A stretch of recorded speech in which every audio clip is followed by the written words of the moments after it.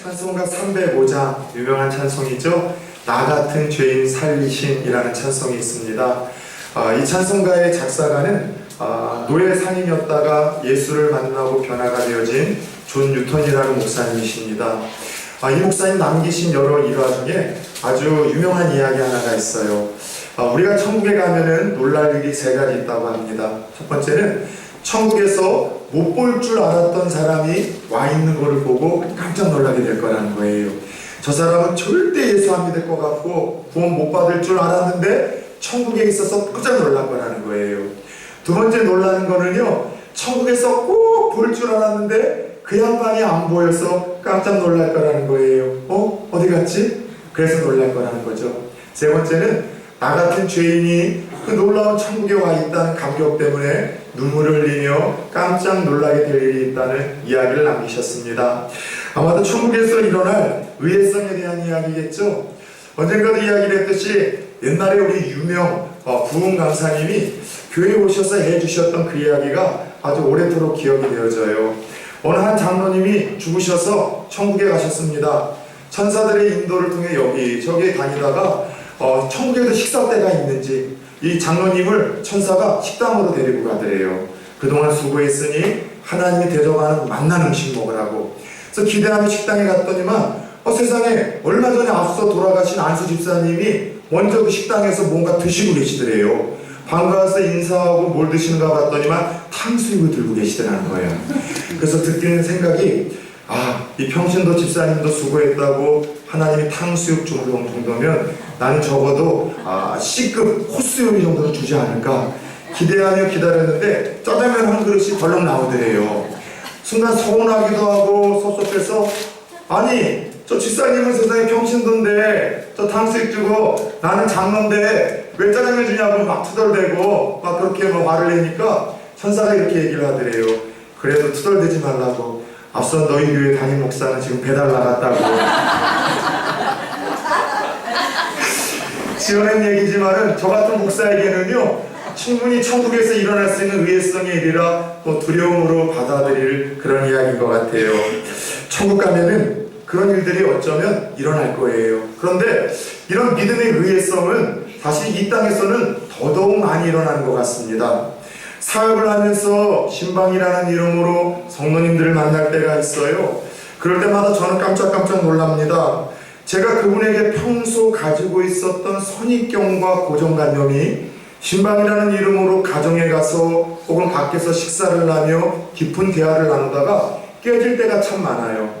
평상시에는 그분의 믿음이 없는 줄 알았어요. 주일날 예배만 달랑 드리고 공예배에서는 얼굴도 볼 수 없고 봉사를 전혀 못하시는 분이라 그렇게 믿음이 없는 분인 줄 알았는데 그런 깊은 만남을 통해서 그분이 평소 하나님을 얼마나 사랑하시는지 그 순수하고 아름다운 믿음 때문에 깜짝 놀라고 감동을 받을 때가 있습니다. 근데 역으로 평상시에는 믿음이 참 좋은 줄 알았는데 깊게 만나 짧은 시간 교제를 하다 보니 참 그분이 좀 무례하고 교만한 데다가 평소 가지고 있는 그 생각이 이 신앙적인 생각이 아니라 세상적인 가치관으로 꽉 차 있다는 사실을 깨닫는 순간 큰 충격과 함께 놀라는 때가 목사에게는 있습니다. 재미있는 사실은 예수님 때에도 이런 의외성의 일들이 종종 벌어지곤 했어요. 여러분 예수님 시대에 겉으로 볼 때 가장 믿음이 좋아 보이는 이들이 있었습니다. 어떤 무리들이었을까요? 두말할 필요 있겠어요? 제사장들 그룹 아니겠습니까? 말씀 생활을 누구보다도 열심히 하고 경건 생활에 힘썼던 바리새인들과 서기관들 아니겠습니까? 예수님과 3년 동안 동고동락하며 말씀에 아주 트레이닝을 받았었던 12제자의 믿음이 가장 좋아야 될 것 아니겠습니까? 그런데 참 흥미로운 것은 가장 믿음이 좋아야 될 것 같이 여겨지던 이들이 오히려 주님 앞에서 믿음이 적다라고 주님을 실망시키고 또 믿음이 적은 자들이라고 책망을 받았던 것을 우리는 복음서에서 종종 보게 되더라는 것이죠. 반면에 전혀 믿음을 기대하지 않았던 지역에서 전혀 믿음이 없다라고 생각했었던 부류 중에 우리 주님께서 믿음의 감동을 받아 칭찬하시고 그들에게 특별한 은혜를 주시는 경우들이 있는데 예전에 우리가 만났었던 자기의 병든 하인을 고쳐달라고 주님께 나와 간청하던 이 백부장이라는 그 남성의 믿음과 오늘 본문에서 우리가 마주할 이 본문에 등장하는 한 가나안 여인이라 할 수 있습니다. 자, 예수님이 구로와 시돈이라는 지역에 가셨을 때 일어난 일입니다. 어느 한 이방 여인이 자기의 딸이 귀신이 들렸는데 백방으로 노력해도 치료가 되지 않아 예수님 좀 치료해달라고 주님께 나와 간청을 합니다. 두로와 시돈이라는 것은 이스라엘 바깥 이방 나라예요. 그런데 마치 우리나라 이 경계선처럼 바로 이스라엘과 이방의 바로 그 경계 지역이 이 두로와 시돈인데, 참 이상한 것은 옛적서부터 이 지역 사람들은 이스라엘과 유대인들에 대해서 어떤 반감을 넘어 적개심을 가지고 대했던 이들입니다. 게다가 그럴 수밖에 없는 것이 종교가 달랐어요. 종교가 다르면 같은 마을에서도 서로 여러분 치고 받고 죽이는 그런 살인까지도 일어나지 않습니까? 같은 경계선 하나였었지만 두로와 시돈은 심각한 우상 숭배 지역이었었습니다. 하나님과 무관하던 곳이었었죠.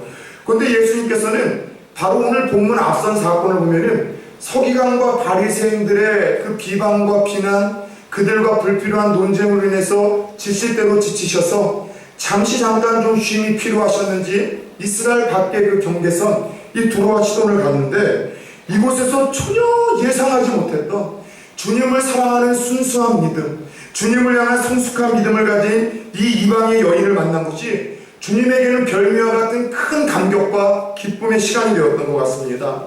그래서 오늘 이 사건, 이 만남을 통해서 이 여인에게 주님이 어떤 말씀을 하시는가 28절을 보니까 따라서 해봅시다. 여인아, 내 믿음이 크도다. 내 소원대로 되리라. 네, 여인의 그 믿음을 칭찬해 주시고 그녀의 소원을 이루시겠다는 축복을 선포하셔요.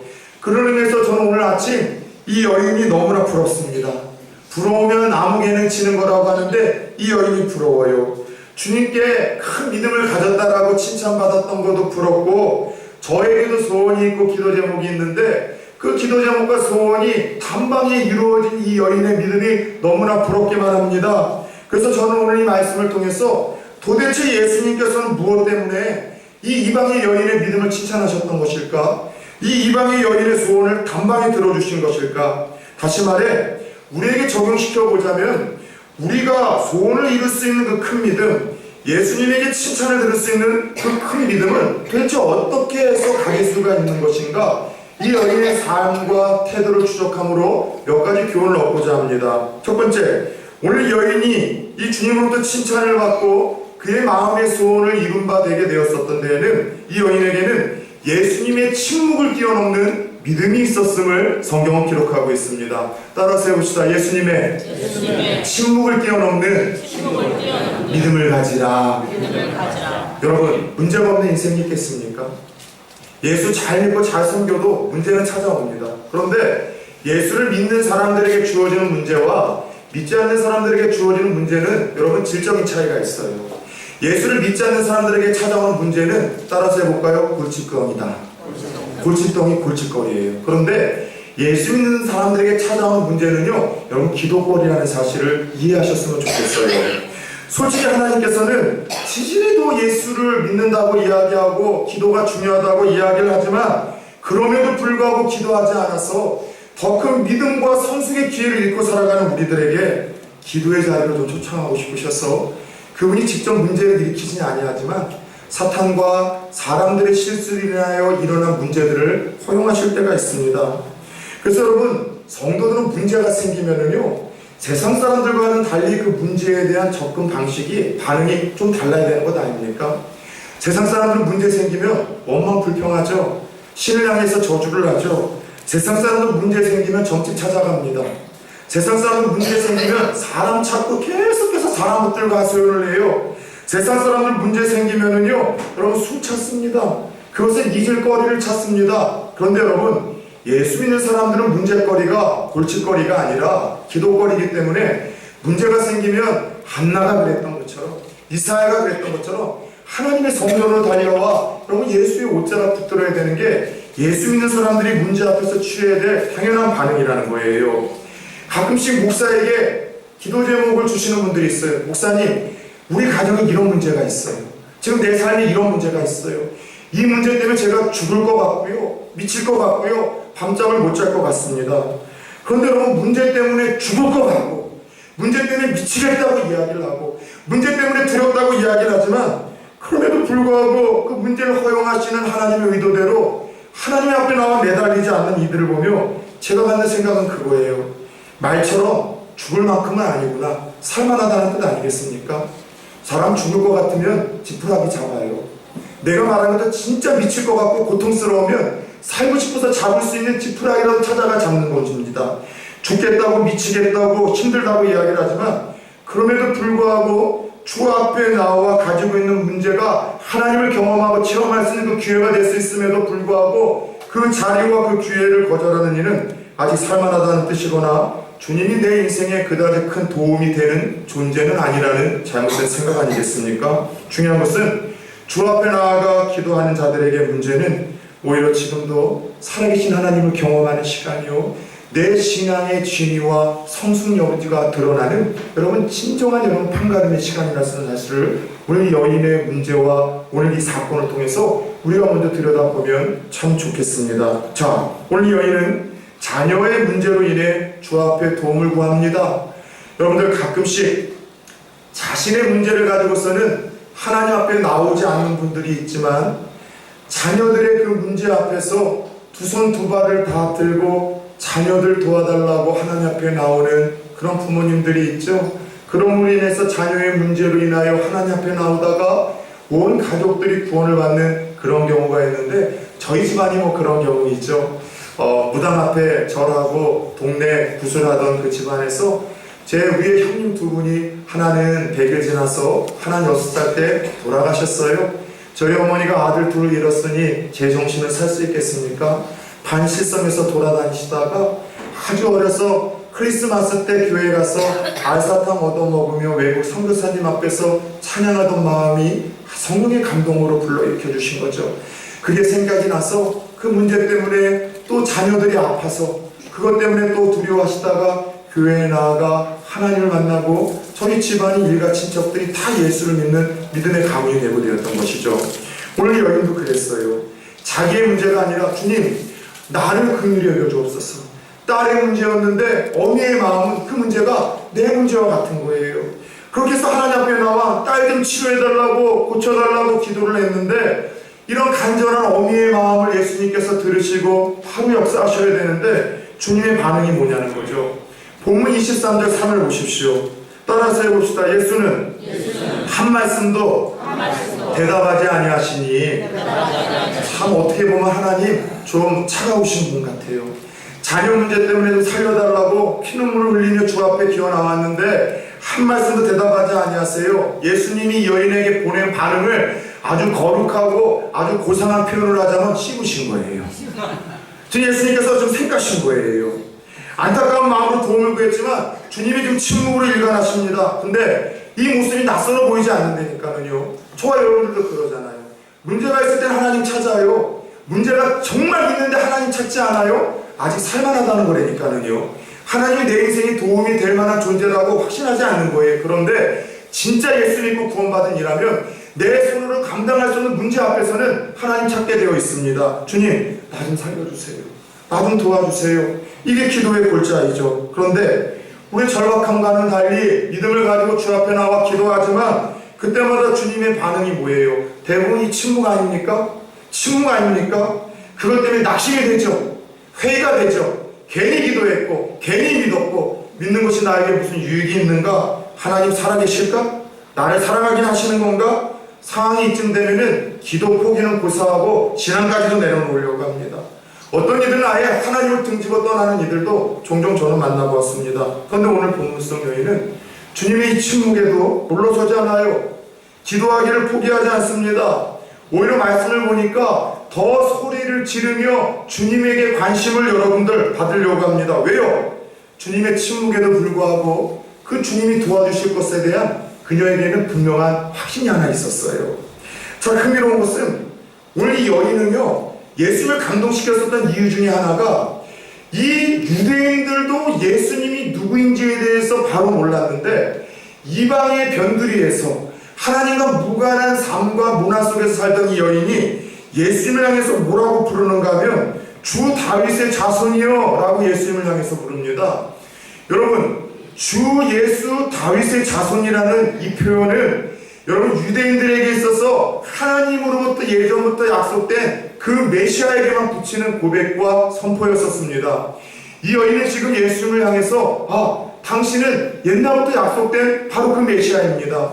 서기관들도 제사장들도 바리새인들도 예수님을 기다려왔지만 그 예수님이 인간의 역사를 가르고 실체가 되어 나타났을 때 그 예수님을 알아보지 못했는데 전혀 예상하지 못했던 낯선 땅에서 예상하지 못했던 한 이방의 여인이 예수님을 향해서 메시아라고 고백을 하는 거예요. 무슨 뜻이에요? 주님, 포로된 자에게 자유를 준다고 약속하신 분이셨잖아요. 주님, 병든 자를 치유하시는 분이 메시아라고 말씀하셨잖아요. 죄로 인해서 신음하는 자들에게 죄사함의 은총을 주시고 삶의 소망을 주시는 분이 메시아라면서요. 가난하고 약한 자들을 긍휼히 여기시고 불쌍히 여기시는 분이 그 메시아라면서요. 작은 신음조차도 들으시고 자녀들에게 백성들에게 응답하시는 이가 메시아라고 하면서요. 주님이 그 메시아 하나님의 아들이시잖아요. 그거기에 이 여인은 주님의 침묵에도 불구하고 지속적으로 기도하고 큰 믿음을 가졌다라는 칭찬을 받게 되었다는 것이죠. 여러분, 그래요. 큰 믿음이란 어떤 믿음입니까? 11조를 몇백만 원 드리는 믿음이에요? 40일 금식하는 믿음입니까? 예, 큰 믿음이죠. 그러나 이 여인을 통해서 우리가 유추해 볼 수 있는 큰 믿음은요, 지속성을 갖는 거예요. 근성을 갖는 겁니다. 한 번 기도해서 응답이 있으면 믿고, 기도했는데 응답이 없으면 안 믿는 것, 이건 믿음이 아니라 흥정과 거래예요. 큰 믿음은 영적인 근성을 갖는 거예요.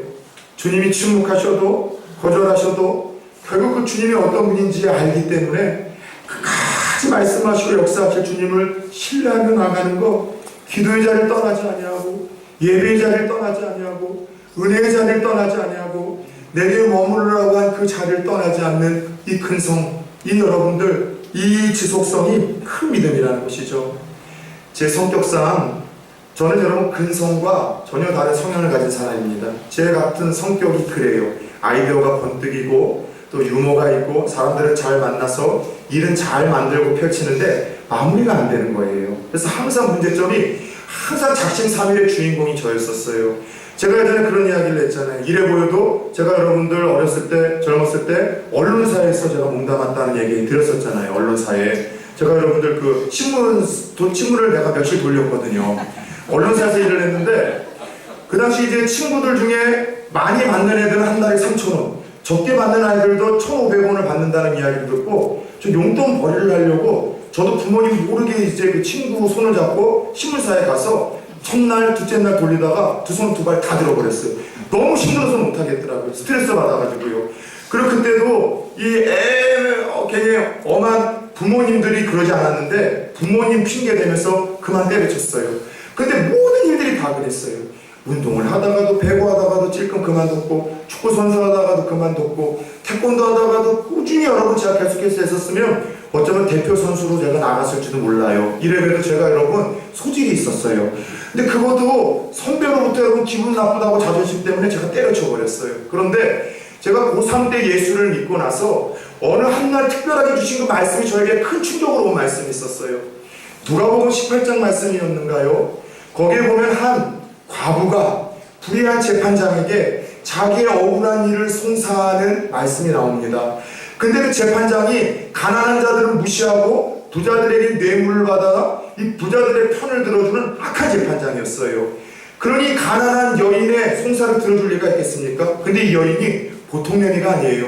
아침에도 찾아가고 점심에도 찾아가고 저녁에도 찾아가고 그 다음날도 찾아가고 그 다음날도 찾아나가고 그 다음 주에도 찾아가고 그 다음날도 찾아가고 그만 했으면 좋겠죠. 재판장이 지겨워서 이 여인네가 응답 안 해주면 이거 미치게 만들겠다 싶어서 그 여인의 송사를 들어줘요. 하나님께서 하시는 이야기가 하물며 악한 재판장도 그 지긋지긋하게 정말 믿음이라는 걸 가지고 나아갈 때 응답을 해주신다면 하나님이 어떤 분이냐는 그 말씀을 주시고 저는 제 인생에 큰 지진을 일으키는 말씀으로 받았어요. 그리고 그 후로는 결단을 했어요. 주님, 선한 일, 해야 될 일만큼은 끝장을 보게 하여 주옵소서. 그리고 처음에 쉽지 않았지만 제 본성을 거스리는 일이니까는요.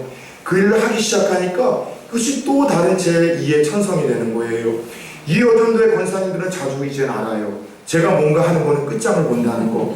여러분 다른 것 아니에요. 믿음이라는 건 그거예요. 지속성이에요. 영적인 근성을 갖는 거예요. 사랑하는 여러분, 오늘 주님의 침묵에도 포기하지 않고 끝까지 주님을 믿고 신뢰하는 믿음, 이것이 이 여인이 주님을 감동시키는 믿음이었었고 하나님으로부터 그 마음의 소원을 이룬 바 되는 그 큰 믿음이었었습니다.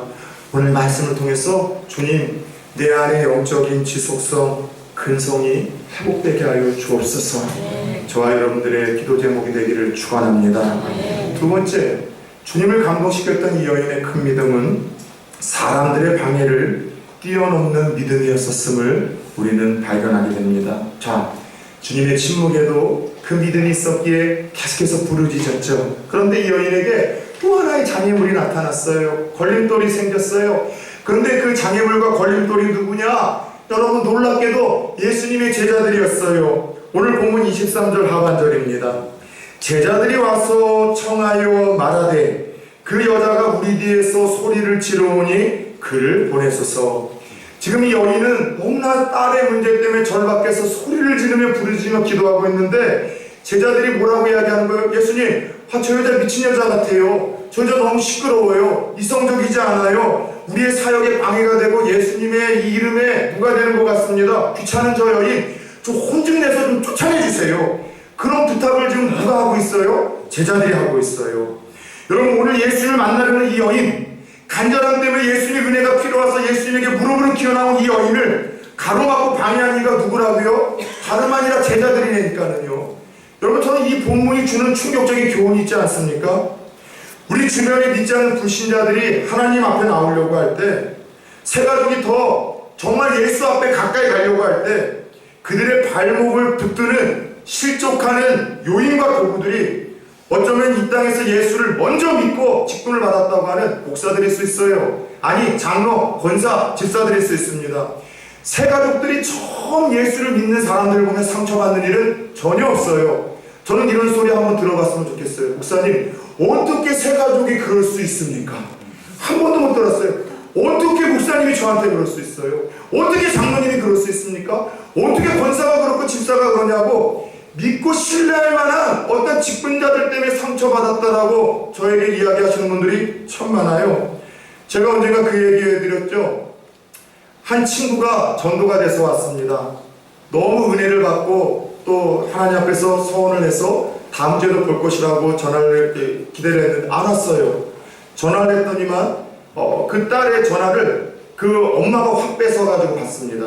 정중하게 인사드렸었죠. 그랬더니만 목사님, 제 딸은 교회 못 보냅니다. 그래서 왜 그런지 제가 물었더니만 한마디로 이렇게 차갑게 이야기하고 뚝 끊어버리더라고요. 제가 하는 것들 중에 못된 것들은 다 예수 믿는 것들입니다. 그래서 제 딸은 그런 못된 거 만들기 싫어서 못 보내지 아십시오. 딱 끊는데 그 말씀을 듣고서 마음이 철렁한 거예요.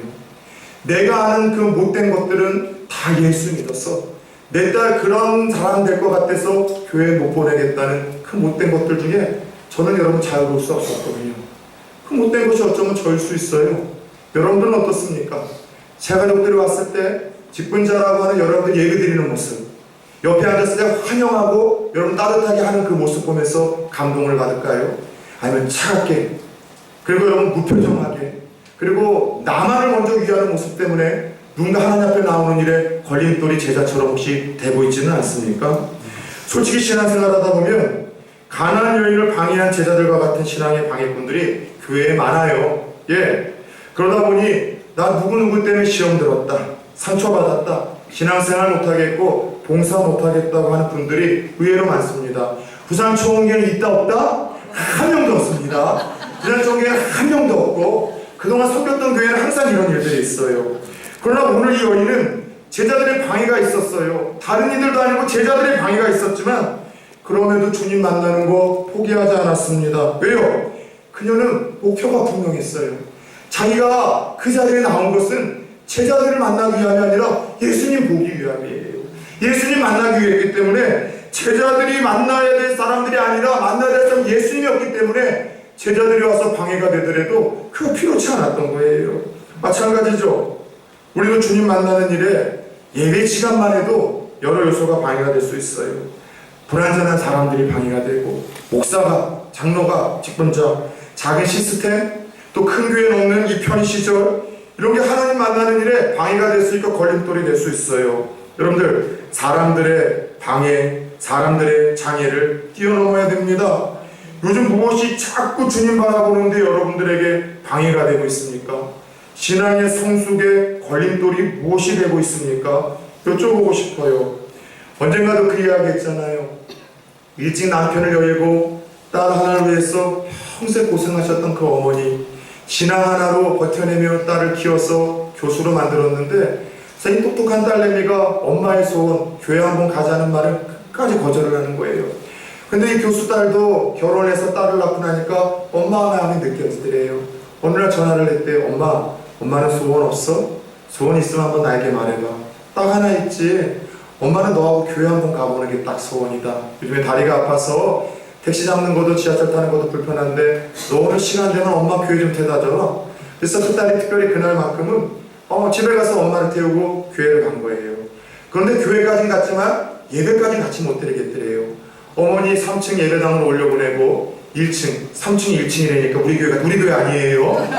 1층에 이제 넓은 이제 카페에서 앉아서 이제 어머니 예배 드릴 때까지 기다리고 있는데 3, 4, 5 예배 드리고 있는 성도들 이야기가 다 들리더래요. 아무개 목사가 어떻고, 권사는 어떻고, 그 사람은 어떻고, 여기저기서 싸우는 소리가 들리고, 순간 드는 생각에, 아니, 이런 저질스러운 집단에 뭐가 좋다고 우리 어머니가 속아서 다니고 있는 거지? 너무 화가 나더래요. 짜증이 나더래요. 교회가 이렇게 저질스러운 데인가? 그래서 어머니가 예배 끝나자마자 내려오자마자, 엄마, 이런 저질스러운 데 좀 다니지 마. 차라리 좀 여행 다니면서 맛있는 거 먹고, 그렇게 노년을 보내자. 그자에 어머니가 뭐라고 했다고요? 엄마는 40년 동안 교회에 와도 예수님만 보였는데 하나님의 음성만 들었는데 우리 딸은 한 번 와서 1시간 동안 참 많은 걸 들었고 많은 걸 봤구나. 엄마는 40년 동안 교회를 나와도 하나님만 보고 하나님의 음성만 들었는데 우리 딸은 와서도 참 많은 것을 보고 많은 것을 들었다며 안타까워하더라는 것이죠. 무언가 올 때 걸림돌이 되고 방해가 될 수 있어요. 중요한 것은요, 내 신앙의 초점이 다시 하나님에게 행해야 될 때예요. 사람들의 방해를 뛰어넘고 사람들 핑계대며 도망가지 않고 여러분들 사람들의 거침돌이 있다 할지라도 내가 만나야 할 이가 하나님이고 내가 들어야 될 이야기가 사람의 이야기가 아니라 하나님의 음성이고 내가 잡아야 될 손이 사람의 손이 아니라 하나님의 손이라는 생각으로 내 초점이 하나님에게 향하고 그 모든 여러분 사람의 방해를 뛰어넘을 때 그때서야 큰 은혜를 이루며 큰 믿음의 소유자로 주 앞에 칭찬을 받는다는 사실을 깨닫길 축원합니다. 끝으로 오늘 여인이 주님 앞에 큰 믿음을 가진이라 칭찬을 받은 것은 교만한 자존심을 뛰어넘는 믿음을 보이고 있습니다. 교만에 뭘 뛰어넘었다고요? 자존심을 뛰어넘고 있어요. 시끄러운 여인을 돌려보내달라는 제자들의 요청에 드디어 예수님께서 이불 떼시며 말씀을 하시는데 그 말씀이 충격적입니다. 오늘 24절 26절이죠. 예수께서 대답하여 이르되 나는 이스라엘에 잃어버린 양 외에는 다른 데로 보내심을 받지 아니하였노라. 무슨 말이에요? 나는 유대인들 건지러 왔지 이방인들에게 줄 구원이나 관심 없다. 가라. 지금 예수님께서 마치 무언과 인종차별과 편견의 발언을 하시는 것처럼 보여요. 그것만이 아니에요. 26절 보면은 더 충격입니다. 대답하여 이르시되 자녀의 떡을 취하여 개들에게 던짐이 마땅하지 아니하니라. 여인에게 주님이 지금 뭐라고 모욕을 주는 거예요? 개라는 거예요.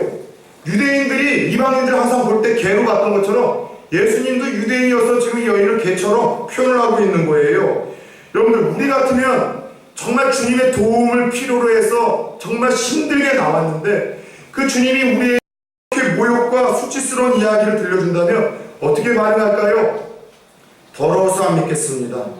자존심 상해서 나도 더 이상 구하지 않겠습니다. 나만 그렇습니까? 당신도 깁니다. 나만 그렇습니까? 당신도 더합니다.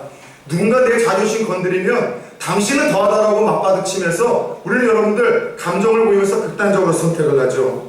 그런데 여러분 이 여인은요 뜻밖의 반응을 합니다. 주님 맞아요. 근데 주님 저는 개보다도 더 못한 존재예요.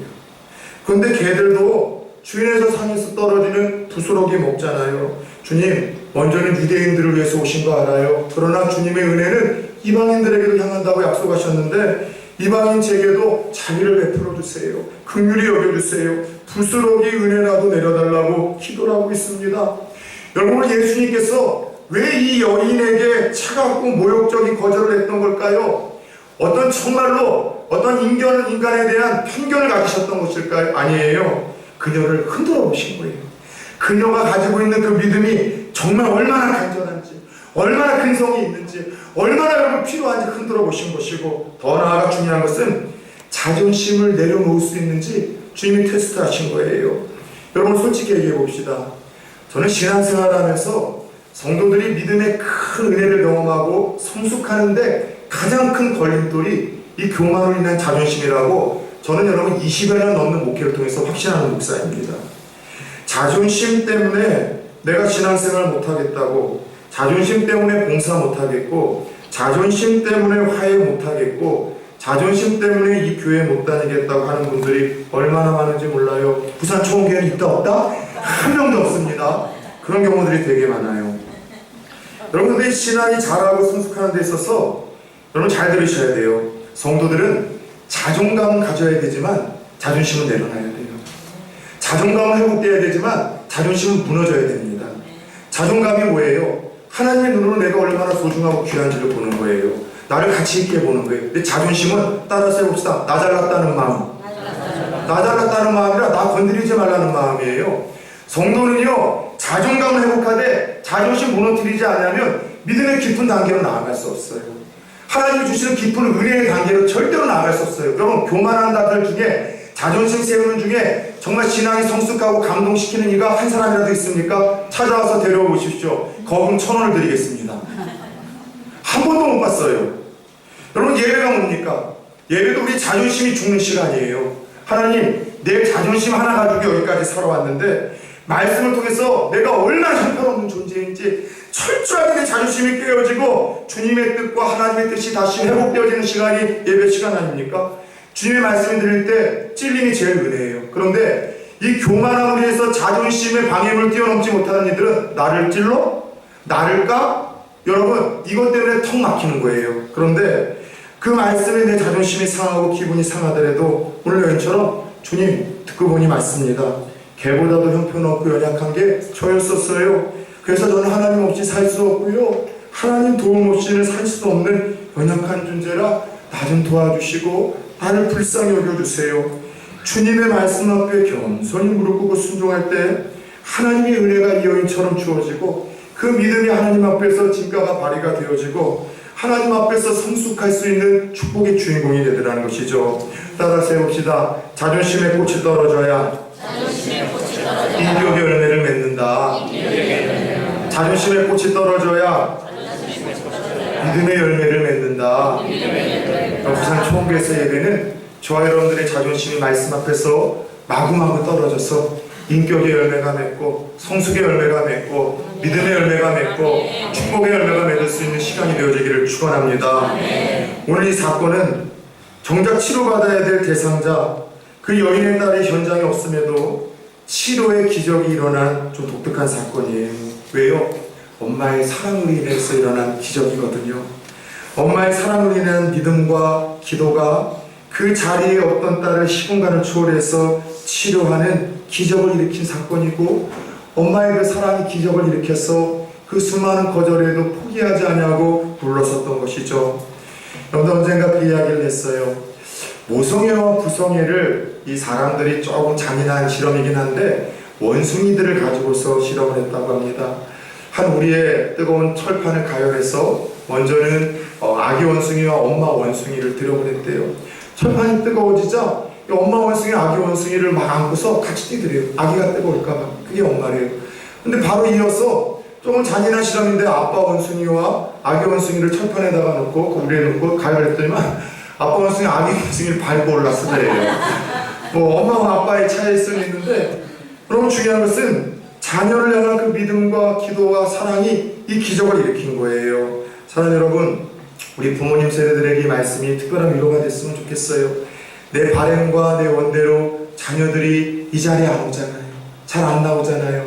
그럼에도 불구하고 여러분들 그 포기치 않는 어머니의 사랑으로 여러분 시공간을 초월해서 오늘 이 자리에 없었던 이 여인의 딸이 치료되었던 것처럼 여러분의 그 한결같은 믿음과 큰 믿음으로 여러분의 기도의 대상자들인 그 자녀들이 구원을 입고 믿음을 회복하고 가족들이 주 앞에 달려나오는 동일한 역사의 기적이 일어나기를 축원합니다.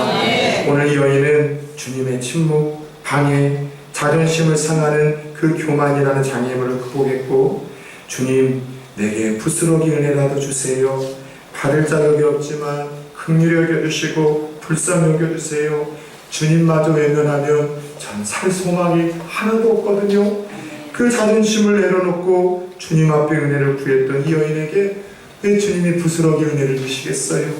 가장 큰 은혜로 그녀의 딸을 치료하셨고 자녀를 사랑함으로 이 모든 불가능을 뛰어넘은 그녀들에게 큰 은혜와 내 믿음이 크다는 영광스러운 칭찬을 주셨죠. 사랑하는 여러분, 오늘 이 여인처럼 침묵과 방해와 거절, 교만의 자존심이라는 장애물에도 불구하고 우리 주님 앞에 지속과 근성을 가지고 나아가 큰 믿음의 소유자들로 인정받고 우리가 가지는 기도의 제목과 마음의 소원도 이루시는 하나님을 그 문제 속에서 경험하는 또 다른 주인공들 되어질 수 있기를 예수 그리스도의 이름으로 축원합니다.